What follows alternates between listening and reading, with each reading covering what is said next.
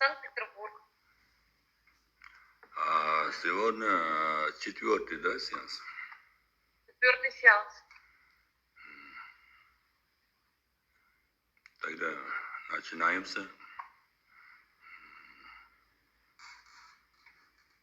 Allah'ım o'zingdan so'radim Alloh. O shifoxonangda Alloh shu singlimga dardiga shifo bergin. Alloh mana yuzingni yorqigin shu. Faqat sen shifo berguvchi Alloh. O'zingdan so'radim Alloh. Hammaga ham shifo ber, ular qatori shu singlimizga shifo ber.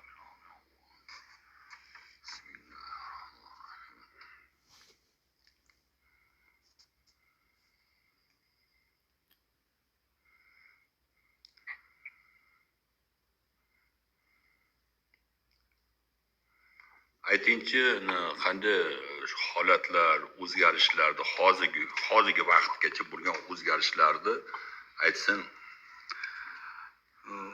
Расскажите, какие у вас уже ощущения до этого момента? Что вы ощущаете?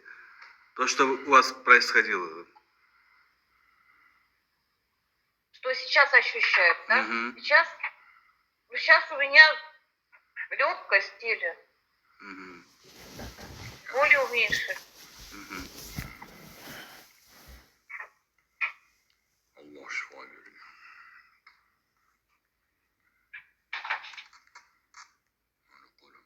Mani qo'limdagi nurni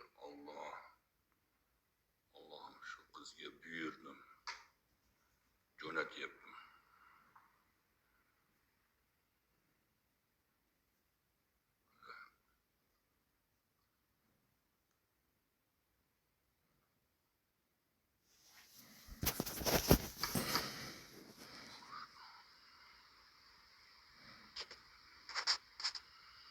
Butun a'zolaridagi og'riqlar ketsin, bir tanasida qanaqa og'riqlar bo'lsa, qanaqa kasalliklar bo'lsa, Alloh o'zi shifoxonangdan shifo bergin.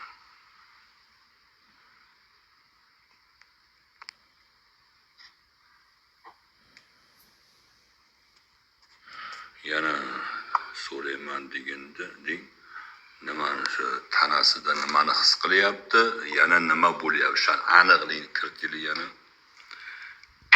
Еще раз спрашиваю, что вы чувствуете? Тепло от затылка до пят. Что вы ощущаете? Ощущаю. Ну вот как по всему телу, как мурашки, как ток проходит. Вот такое состояние. Угу. Легкость. Легкость, да. Xudo xolasa bu singlimizga Alloh shifo berishni boshladi. Xudo xolasa umidim, Xudo xolasa bu singlimiz yaxshi bo'lib ketadi degan umiddaman. Hammasi Xudodan.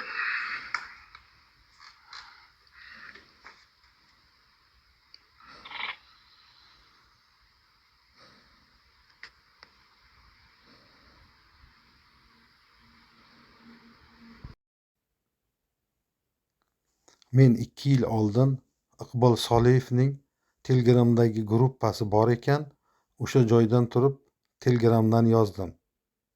Tabib ekansiz. Menda ham bir ikkita kasalliklarim bor.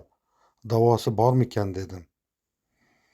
Shunda tabib rasmingizni tashlangchi, ko'rib aytaman qanday kasalingiz borligini dedi. Men ham shosha rasmimni tashladim. Keyin menda qanday kasalim borligini aytdi. Men ozgina ishonganday bo'ldim. Meni davolang, narxi qancha bo'ladi deb so'radim. Shunda u menga sizni dardingiz og'ir ekan. Men bilan bir kecha birga bo'lsangizgina tuzalib ketasiz dedi. Men shokka tushib qoldim va darhol blokka tiqib o'chirib tashladim. O'shandan keyin men uni YouTube kanallarida reklamalariga ko'zim tusha boshladi. Endi tabiblik qilayotgan ekan bu xotinboz, yolg'onchi ekan, ishonmanglar bunga.